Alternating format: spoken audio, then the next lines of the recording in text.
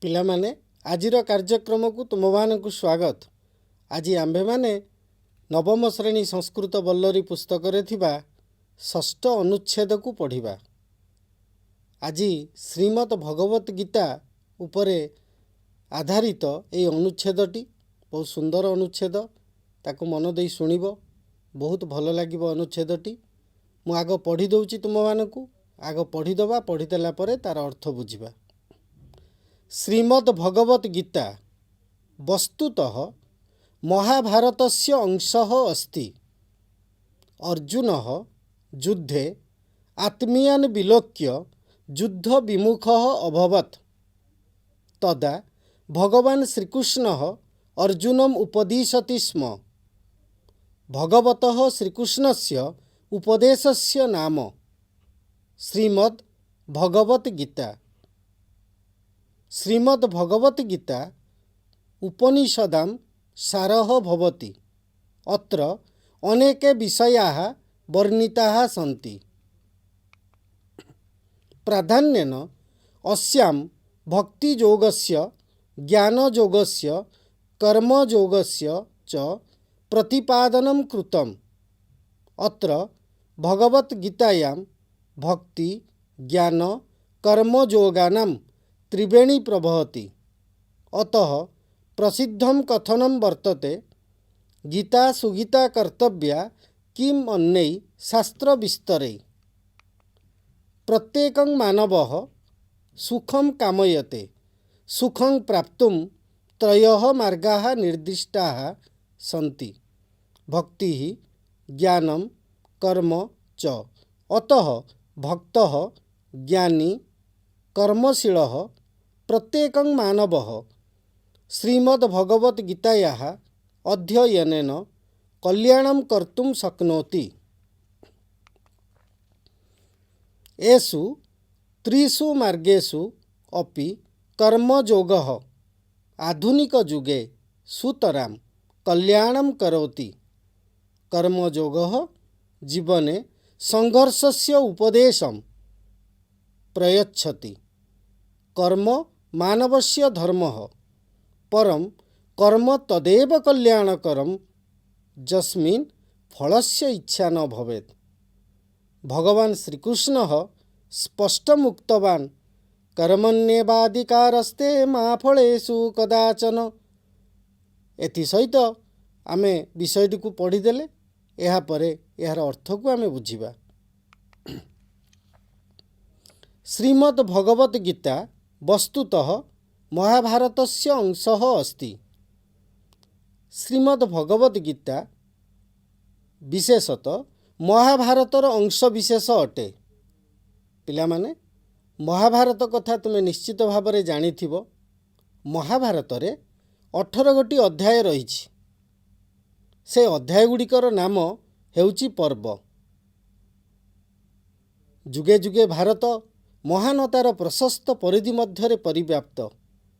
एही धूलिधूसरितांगनरे चरम निस्वतार बलय मध्यरे आर्य मुनि ऋषिगण सेमानंक सद्ज्ञान आलोकरे चिर महिमान्वित और माधुर्य मंडित करि जाइछन्ति। सेमानंक मध्यरे प्रातस्मरणीय विद्वान हेउछन्ति व्यासदेव। तांकु कृष्णद्वैपायन मध्य कुहा जाए। से व्यासदेव हेउछन्ति ए महाभारतर रचयिता। महाभारतर जो विभाग गुड़िक रही ताकू कहा जाए पर्व बोली। अर्थात महाभारत रे 18 गोटी पर्व रही। से पर्व गुड़िक मध्यरु भीष्म पर्व अन्यतम। जो भीष्म पर्व की जो थिरे ए श्रीमद् भगवत गीता रही। अर्थात भीष्म पर्व अंतर्गत हेउची श्रीमद् भगवत गीता।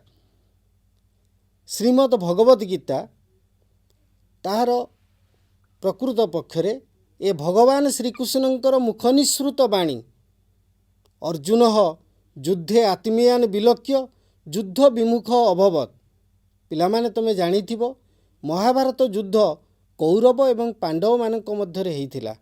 गोटिए पाखरे कौरव माने, अन्य पटे पांडव एवं श्रीकृष्ण रहिथांती। अर्जुन युद्धे आत्मीयान् विलोक्य युद्ध विमुख अभवत्। ଯେତେବେଳେ ଯୁଦ୍ଧ କ୍ଷେତ୍ରକୁ ଗଲେ ଅର୍ଜୁନ ଗୋଟିଏ ପାର୍ଶ୍ୱରେ ଦେଖୁଛନ୍ତି ନିଜର ସମ୍ପର୍କୀୟ ସବୁ ଭାଇ, ନିଜର ସମ୍ପର୍କୀୟମାନେ ସେମାନେ ଛିଡ଼ା ହେଇଛନ୍ତି ତାଙ୍କ ସହିତ ଯୁଦ୍ଧ କରିବା ପାଇଁ। ଯୁଦ୍ଧ କରିବାର ଅର୍ଥ ହେଉଛି ଜଣେ ଜିତିବ ଏବଂ ଜଣେ ହାରିବ। ଯଦି ସେ ଜିତନ୍ତି ତାହେଲେ ନିଶ୍ଚିତ ଭାବରେ ରାଜସିଂହାସନ ଭୋଗ କରିବେ। କିନ୍ତୁ ତାଙ୍କ ମନ ଭିତରେ ଏହି ପ୍ରକାର ଇଚ୍ଛା ଆସିଲା ଯେ ମୁଁ ଯୁଦ୍ଧ କରି ମୋର ଭାଇ ବନ୍ଧୁ କୁଟୁମ୍ବମାନଙ୍କୁ ହତ୍ୟା କରି ମୁଁ ସିଂହାସନରେ ବସିବି, ଏଇଟା ମୋତେ କାହିଁ ଭଲ ଲାଗୁନାହିଁ। ତେଣୁ ଯୁଦ୍ଧ କ୍ଷେତ୍ରରେ ସେ ନିଜ ମନ ମଧ୍ୟରେ ଯୁଦ୍ଧ ପ୍ରତି ବିମୁଖତା ଆସିଲା। ସେ ଆଉ ଯୁଦ୍ଧ କରିବେ ନାହିଁ ବୋଲି ଶ୍ରୀକୃଷ୍ଣଙ୍କୁ କହିଦେଲେ। ତଦା ଭଗବାନ ଶ୍ରୀକୃଷ୍ଣ ଅର୍ଜୁନ ଉପଦେଶତି ସ୍ମ। ସେତେବେଳେ ଭଗବାନ ଶ୍ରୀକୃଷ୍ଣ ସେଇ ଯୁଦ୍ଧ କ୍ଷେତ୍ରରେ ଅର୍ଜୁନଙ୍କୁ ଉପଦେଶ ଦେଇଥିଲେ। ସେଇ ଯୁଦ୍ଧ କ୍ଷେତ୍ରରେ ଯେତେବେଳେ ଅର୍ଜୁନ ମୋହମାୟାଗ୍ରସ୍ତ ହୋଇଗଲେ, ନିଜର ସମ୍ପର୍କୀୟମାନଙ୍କୁ ଦେଖି ନିଜର କର୍ତ୍ତବ୍ୟରୁ ବିଚ୍ୟୁତି ଘଟିଲା। ତାଙ୍କର ଯେଉଁ କ୍ଷତ୍ରିୟ ଧର୍ମ ରହିଥିଲା ଯେ ଯୁଦ୍ଧ କ୍ଷେତ୍ରରେ କେବେ ପଳାୟନ କରିବା ଉଚିତ ନୁହେଁ ବା ଯୁଦ୍ଧ ନକରି ଫେରି ଆସିବା ଉଚିତ ନୁହେଁ, ସେ ଜ୍ଞାନରୁ ସେ ବିରତ ରହିଲେ। ସେ ଜ୍ଞାନ ତାଙ୍କୁ ଦେବା ପାଇଁ ତାଙ୍କ ମନ ମଧ୍ୟରୁ ଯେଉଁ ମୋହଟି ରହିଯାଇଥିଲା ତାକୁ ଦୂର କରିବା ପାଇଁ ଭଗବାନ ଶ୍ରୀକୃଷ୍ଣ ସେଇ କୁରୁକ୍ଷେତ୍ରରେ, ସେଇ ଧର୍ମକ୍ଷେତ୍ରରେ ସେ ଅର୍ଜୁନଙ୍କୁ ଶ୍ରୀମଦ୍ ଭଗବତ ଗୀତା ଉପଦେଶ ଦେଇଛନ୍ତି।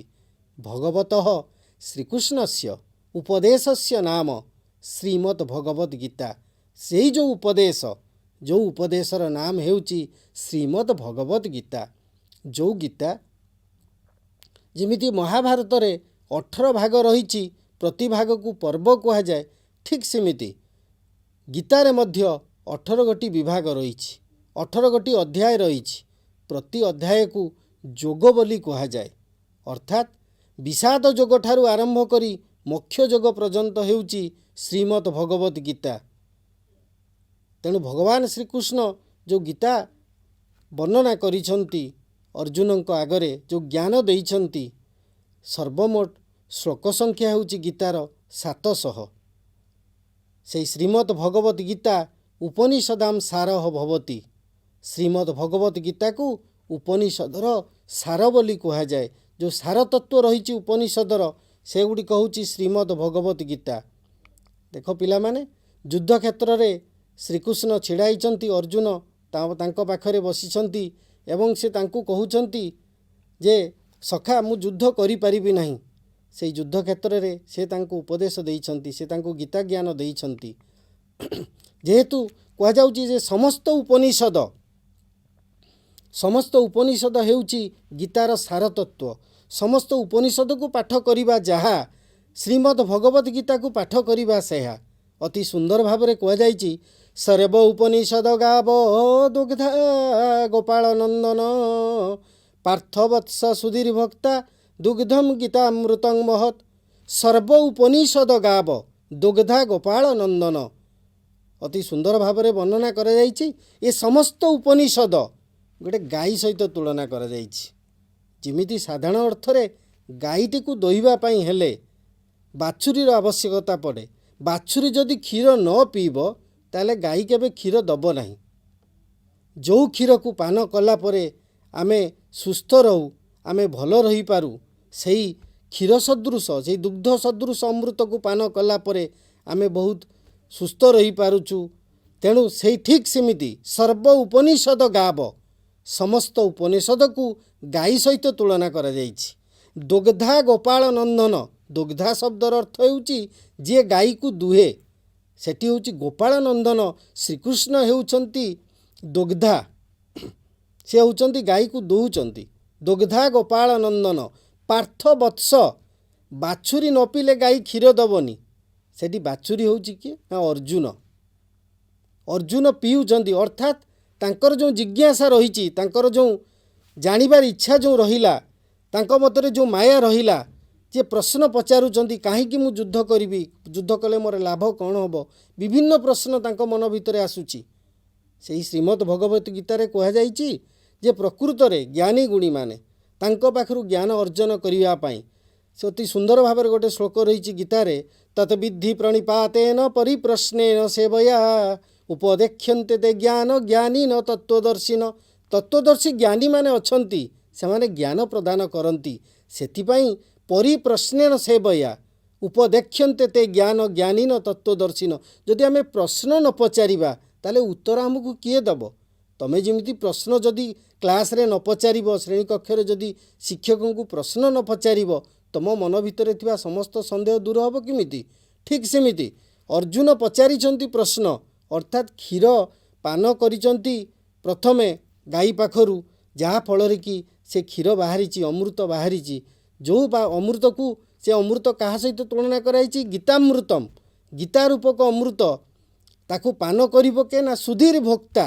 आमे जिमती पान करुचु क्षीर सेमती सुधीजन सुधी अर्थ ज्ञानी गुणी एमाने गीतामृत को पान करिवे जो गीतामृत पान कले सेमानंकर मुक्ति प्राप्त हब अति सुंदर भाव में गीतारे वर्णना करा जाइछि तेणु एटा निश्चित भाव में पिला माने बुझिथिबो जे अत्र अनेक विषय वर्णिता अछि बहुत गुड़े विषय श्रीमद् भगवत गीतारे बहुत विषय 18 गोटी अध्याय 18 गोटी जोग रही बहुत विषय वर्णना करा जाइछि ते समस्त विषय तो एठारे आलोचना करिया संभव नुहे तुमको जहाँ पाठ्यपुस्तक दि जाइछि तमें सेतिकी जानिबा दरकार जे श्रीमद् भगवत गीता होची समस्त उपनिषदर सार आ कौन कौन वर्णित होईछि ता परवर्ती समय टिके आलोचना करिबा प्राधान्यन अस्याम भक्ति योगस्य ज्ञान योगस्य कर्म योगस्य च प्रतिपादनम कृतम मुख्यतः भाव रे एथिरे भक्ति योग ज्ञान योग एवं कर्म योग यार प्रतिपादन करा जाइछि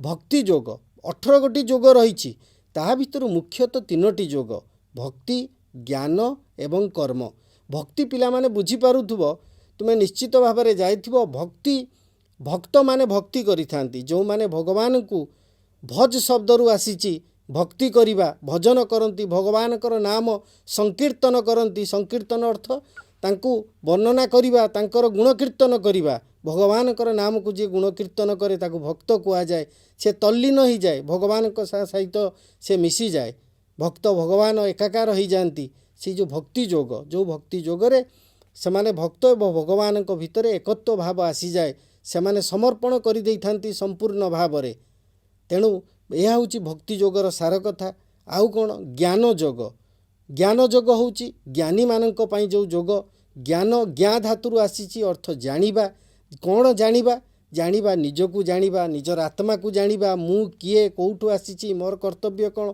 ये अत्यंत क्लिष्ट विषय चाहे पिला माने तुम खाली एतिकी जानिबा दरकार जे 3टी मुख्य योग विषय आलोचना कराउछि भक्ति योग एवं ज्ञान योग आउ कौन कर्म योग कर्म होची सबुठारु बड़ योग जो योग आमे सबुदिन कर्म न कले मनीष चली पारिबनी सबुदिन ताकू किछि ना किछि कर्म करबा को पड़िबो तबे कौ कर्म करबा उचित कौ कर्म करबा उचित नुहे किपरि कर्म करबा उचित ये समस्त किछि वर्णना कर्म योगरे रहिछि गोटे छोट गपटे कहिले तुमे भल भाव में बुझीजिव प्रत्येक निज निजर कर्म मु जेमिति शिक्षक मु मो कर्म करुछि तमे होउछ छात्र तमे तुमर कर्म करुछ एकदा गोटे स्थान रे जड़े महर्षि रोते जड़े ऋषि रोते से ऋषि से लक्ष्य करती आश्रम ठारू किछि दूर रे जड़े व्यक्ति रही जी कि से मांस व्यवसाय करे सबुदिन मांस गुड़ी को काटी आनी से तार बजार रे नहीं बिक्री करे से सबु बेले लक्ष्य करती जे प्रकृत रे लोकटा केते पाप करुछि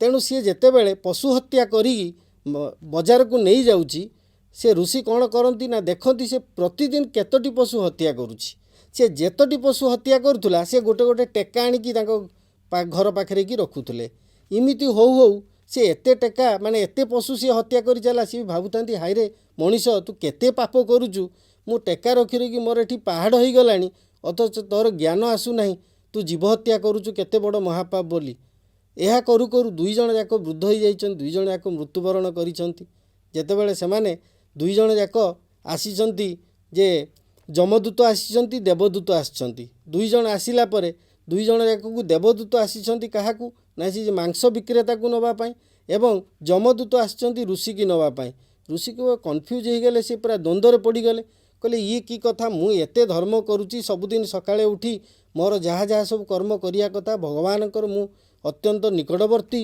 लोक सी मते न नहीं ताकू कौन पाई नौची सी बोधे बोले भूल रे बोधे नहीं जाइथिबो ए कथा हैला परे कहि नाई नाई आज्ञा आपणक ना से जमदूत नहीं जीव आमे देवदूत आसीचु तांकु नहीं जीवु।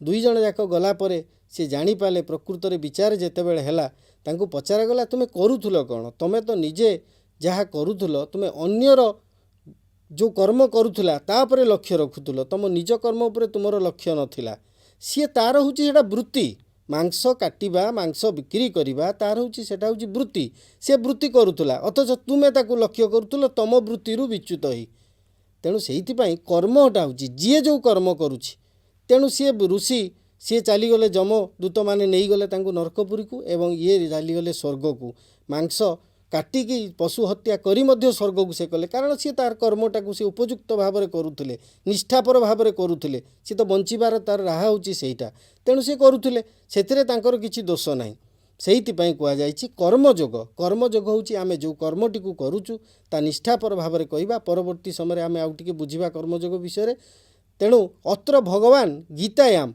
भक्ति ज्ञान कर्मयोगानाम त्रिवेणी प्रभवती सते जमिति गंगा जमुना सरस्वती त्रिवेणी प्रवाहित होउची एठी मध्य ठीक सेमिति गंगा जमुना सरस्वती बड़ी भक्ति ज्ञान एवं कर्मर त्रिवेणी प्रवाहित होउची श्रीमद् भगवती गीतारे भक्ति योग ज्ञान योग एवं कर्मयोग ए तीनोटी योग होउची मुख्य योग ए तीनोटी भितरु भक्त ज्ञानी एवं कर्मी ये तीन जन जाक मुक्ति प्राप्त हेबे जी जहाँ कले मध्य मुक्ति प्राप्त हम आमर आवश्यकता हूँ आम मुक्ति केमिति हबु तेणु भक्त मध्य भगवान को भजन करी करी से मुक्ति प्राप्त हो ज्ञानी ज्ञान प्राप्त ही मुक्ति प्राप्त हो जे कर्म करे सत्कर्म करी से मध्य मुक्ति प्राप्त हेबो। अतः प्रसिद्धम कथनम वर्तते गीता सुगीता कर्तव्या किमन नहीं शास्त्र विस्तरे गीता सुगीता कर्तव्या गीता को सुगीता अर्थात भल भाव ज्ञान कले भल भाव पाठ कले जदि आम गीता को भल भाव ज्ञान करवा कि मन नहीं शास्त्र विस्तर अन्य शास्त्र गुड़ी को एते विस्तार भाव में पढ़ार आवश्यकता नहीं जदि आम गीता को जानीचु ओडिया गोटे कथा नहीं रुच न रुच खा पिता बुझ न बुझ पढ़ गीता यार अर्थ हूँ बुझीबानी जदि गीता कहीं पढ़ा पिता तो निश्चित आम देहपाई उपकारी तेरे गीता कहीं पढ़ा जदि न बुझा गीतार इमिति किछि शब्द नहीं जो शब्द गुड़िकर अर्थ नहीं एवं से मंत्र सहित तुलनीय गीतार समस्त श्लोक जो मंत्र उच्चारण मात्रे आमर समस्त शरीर उपरे मध्य तार प्रभाव पड़े आम मन उपरे प्रभाव पड़े जदि भी बुझी न पारिबा आमर जदि ज्ञान नहीं ता मध्य आमर उपकार आसीबो केतेबेले क्षति करिबो नाही सेहिथिपाई कुआଯାଇଛି रुच न रुच खा पिता बुझ न बुझ पढ़ गीता तेणु अन्य शास्त्र किछि पढ़िबार आवश्यकता नहीं जदि आमे गीता को भल भाव में पाठ करिचे गीता को भल भाव में पढ़ीचे। प्रत्येक मानव सुखं कामयते ये संसार रे प्रत्येक मनीष सुख ही चाहे दुख कई केबे चाहती नहीं तुम पिला माने निश्चित भाव में जानुथुबो सुख तो ही सुख दरकार समस्त के दुख को केबे डाकी आने के केबे सबू मनीष समस्तकर इच्छा जे आम सुखरे रहिबू आनंदरे रहिबू खुशी रे रहिबू कई दुख को केतेबेले भाबंती नहीं मो जीवन रे दुख आसु बोली तेणु सुखं प्राप्तुम त्रय मार्गा निर्दिष्टा सन्ति यही सुख को प्राप्त करने को हेले तीनोटी मार्ग स्थिर ही रही कौन से तीनोटी मार्ग से भक्ति ज्ञानम कर्म भक्ति एवं ज्ञान एवं कर्म ये तीनोटी रास्ता रही जो गोटे रास्ता को तुम्हें जदि धरी नब ता भितर भक्ति हो कि ज्ञान हो कि कर्म हो बाछि नब ता भितर ताल निश्चित भाव में तुम्हें सुख पाइब। अतः भक्त ज्ञानी कर्मशील प्रत्येक मानव भक्त ज्ञानी कर्मशील जे कर्म करे सदा सर्वदा ता निजर कर्म को अति निष्ठापर भाव में करुछि ताकू कर्मशील मनीष बोली कह जाए प्रत्येक मानव श्रीमद् भगवती गीताया अध्ययन कल्याणम कर्तुम शक्नोति कल्याण अर्थात मंगल निजर मंगल करि परिबो श्रीमद् भगवती गीता अध्ययन कले निजर मंगल से निश्चित भाव में करि परिबो।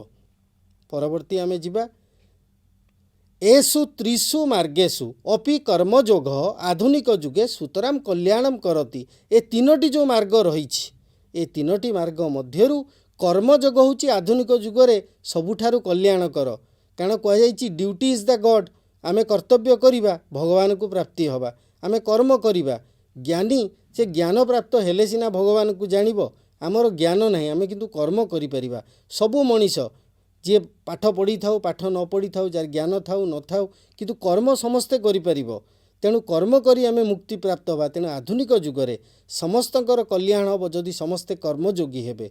कर्मयोग जीवने संघर्षस्य उपदेशं प्रयच्छति।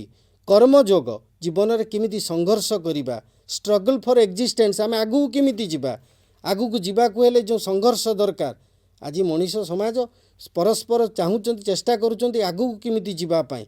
से जिबाकु हेले कर्मयोग पढ़िबार आवश्यकता रही। कर्मयोग हेले आमे जाइकी से उपदेश पाई पारले आमे ठीक भाव में कर्म करि परिबा एवं संघर्ष जो करूचे जीवन में बंचिबा पाई सेथिरे मध्य सफलता लाभ करिबा। कर्म मानवस्य धर्म, कर्म होची मनुष्यर धर्म। जोटा मु कहूଥିଲି तुमको ड्यूटी इज द गॉड। कर्म होची मानवर धर्म। कर्म जदि से करि पाला ताले तारा कौन धर्मर आवश्यकता नहीं। तमें जमी तुमको पाठ पढ़ा कर्म दि जाइए ताकू छाड़ी जब तुम अन्य कर्म कर तुम जीवन में सफलता पाइब ना। तेणु कर्म करने आवश्यकता रही। जहाँ को जो कर्म दि जाइए परम कर्म तदेव कल्याण करम। कर्म सेतिकी बेले कल्याण कर, जस्मिन फल से इच्छा न भवेत। कर्म सेतिकी बेले कल्याण कर हम जो तुम्हें फल इच्छा करिब नहीं। भगवान श्रीकृष्ण स्पष्ट मुक्तवान कर्मण्यवादिकारस्ते माँ फलेषु कदाचन माँ कर्म फल हेतुर्भूमा नेते संग स्वकर्मणि। कर्मण्यवादिकारस्ते माँ फलेषु कदाचन। कर्मरे तुमर अधिकार अच्छी, फल तुमर अधिकार नहीं। माँ कर्म फल हेतुर्भूमा नेते संग अस्त्व कर्मणि। माँ कर्म फल हेतु, कर्म फलर हेतु तुम्हें केबे हुओ नहीं, तुम्हें कारण हुओ नहीं जे मु कर्मर फल पाई मु काम करुची। से प्रकार भावना मन भितर आस नहीं। से प्रकार भावना आसिले तुम्हें कर्म करि परिबने। आउ कौन ना ते संगह अस्तु कर्मणि, अर्थात कर्म करिबारे, कर्म न करिबारे मध्य तुम भितर मानसिकता जिमिति न आसु। अर्थात तुमको कर्म करने को पड़ो। जमी गोटे उदाहरण स्वरूप तुमको दौची, तुम्हें परीक्षा बोर्ड परीक्षा कि परीक्षा तुम्हें लेखिकी आसच, लेखिकी आसचंती खाता देखिए, टीचर माने देखिए, सार देखिए खाता, सार देखिए तुम्हें भूल लिखिच ठीक लिखिच सी विचार करेंगे। आमे जदि भाविबा लेखिदी आसी कहवा आमर सबू होगला, आमे एति फल मोर पाइबार अच्छी, किंतु तुम्हें कौन लेखि आसिल से सबूर विचार करने दायित्व होची शिक्षकंकर। तमें जदि निजे निजे भावी कि मुझे एतिकी मार्क रखली ता केबे संभव नहीं, से केवल दुखर कारण हो। से कहुई कर्म फलर हेतु केबे हुए ना, कारण हुए ना। कर्म कर, आमर कर्म उपरे अधिकार अच्छी, आम कर्म करूँ किंतु फल आशा कर ना। या कहुई जदि कामना करवा ताले निश्चित भाव में आमको दुख मिल। तेणु आम कर्म कर चलवा, कर्म करवा निज मन भितर आमे सब बेले चिंताधारा नबा, आमे निश्चित भाव में सफल बा, सफलता निश्चित भाव में आसीबो। एथि सहित आमर ए विषयटी तो बुझी सार, एबे यार प्रश्न उत्तर को आलोचना करिबा। श्रीमद् भगवत गीता कस्य अंशः भवति। श्रीमद् भगवत गीता काहार अंश विशेष। श्रीमद् भगवत गीता महाभारतर अंश विशेष। ताकू संस्कृत रे मध्य लिखि परिबा, श्रीमद् भगवत गीता महाभारतस्य अंशः अस्ति। अर्जुन कथं युद्ध विमुख अभवत। अर्जुन कहीं युद्ध करने पाई विमुखता आसिला, तांकर मना करदेले कहीं ना। अर्जुन युद्ध क्षेत्र में आत्मीय मानू देखि युद्ध विमुख हेले। परवर्ती प्रश्न, भगवत श्रीकृष्ण से उपदेशस्य नाम किम। भगवान श्रीकृष्णकर उपदेशर नाम कौन। भगवान श्रीकृष्णकर उपदेशर नाम हेउची श्रीमद् भगवत गीता। परवर्ती प्रश्न, आधुनिक जुगे किम कल्याणकरम अस्ति। आधुनिक जुगरे कल्याणकर कौन। आधुनिक जुगरे कर्मयोग ही कल्याणकर अटे। गीतायाम का त्रिवेणी प्रवहति। गीतारे कौ त्रिवेणी प्रवाहित होउची। गीतारे भगवत गीतारे भक्ति कर्म और ज्ञान जोगर त्रिवेणी प्रवाहित होउची। ताकू संस्कृत रे मध्य आमे लिखि परिबा, भगवत गीतायाम भक्ति ज्ञान कर्म योगानाम त्रिवेणी प्रवहति। प्रसिद्धम कथनम किम अस्ति। प्रसिद्ध कथा कौन रही। गीता को भल भाव में गान करने उचित। अन्य शास्त्र विस्तृति अध्ययन रे लाभ कौन, अर्थात अन्य शास्त्र को एते विस्तृति अध्ययन कर किसी लाभ नहीं। गीता सुगीता कर्तव्या कि मन नहीं शास्त्र विस्तर इति प्रसिद्ध कथनम अस्ति। सुखं प्राप्तु के मार्गाः निर्दिष्टाः सन्ति। सुख प्राप्ति पाई कौ कौ रास्ता स्थिरीभूत होइछि। सुख प्राप्ति पाई भक्ति ज्ञान और कर्म यही तीन गोटी मार्ग निर्देश करा जाइछि। सुखं प्राप्तुम भक्ति ज्ञानम कर्म च त्रय मार्गाः सन्ति। का उपनिषदाम सारः भवति। କ'ଣ ଉପନିଷଦର ସାର ଅଟେ? ଶ୍ରୀମଦ୍ ଭଗବତ ଗୀତା ଉପନିଷଦର ସାର ଅଟେ। ତାକୁ ସଂସ୍କୃତରେ ମଧ୍ୟ ଲେଖିପାରିବା ଶ୍ରୀମଦ୍ ଭଗବତ ଗୀତା ଉପନିଷଦାମ୍ ସାରଃ ଭବତି। କିମ୍ କର୍ମ କଲ୍ୟାଣକରମ୍ ଭବତି? କେଉଁ କର୍ମ କଲ୍ୟାଣକର ଅଟେ? ସେହି କର୍ମ କଲ୍ୟାଣକର ଯେଉଁଥିରେ ଫଳର ଇଚ୍ଛା ନଥାଏ। କର୍ମ ତଦେବ କଲ୍ୟାଣକରମ୍ ଯସ୍ମିନ୍ ଫଳସ୍ୟ ଇଚ୍ଛା ନ ଭବେତ୍। କହ କଦା ଅର୍ଜୁନମ୍ ଉପଦିଶତି ସ୍ମ? କିଏ କେତେବେଳେ ଅର୍ଜୁନଙ୍କୁ ଉପଦେଶ ଦେଇଥିଲେ? ଶ୍ରୀକୃଷ୍ଣ ଯୁଦ୍ଧ କ୍ଷେତ୍ରରେ ଅର୍ଜୁନକୁ ଯୁଦ୍ଧ ବିମୁଖ ଦେଖି ଗୀତାଜ୍ଞାନ ଉପଦେଶ ଦେଇଥିଲେ। ଗୀତାୟାମ୍ ପ୍ରାଧାନ୍ୟେନ କିମ୍ ପ୍ରତିପାଦନମ୍ କୃତମ୍? ଗୀତାରେ ମୁଖ୍ୟତଃ ଭାବରେ କ'ଣ ପ୍ରତିପାଦନ କରାଯାଇଛି? ମୁଖ୍ୟତଃ ଗୀତାରେ ଭକ୍ତି, ଜ୍ଞାନ ଓ କର୍ମଯୋଗର ପ୍ରତିପାଦନ କରାଯାଇଛି। କର୍ମଯୋଗଃ ଜୀବନେ କସ୍ୟ ଉପଦେଶଂ ପ୍ରୟଚ୍ଛତି? କର୍ମଯୋଗ ଜୀବନରେ କେଉଁ ଉପଦେଶ, କାହାର ଉପଦେଶ ପ୍ରଦାନ କରୁଛି? କର୍ମଯୋଗ ଜୀବନରେ ସଂଘର୍ଷର ଉପଦେଶ ଦେଇଥାଏ। ତାକୁ ସଂସ୍କୃତରେ ବି ଲେଖିପାରିବା କର୍ମଯୋଗ ଜୀବନେ ସଂଘର୍ଷସ୍ୟ ଉପଦେଶଂ ପ୍ରୟଚ୍ଛତି।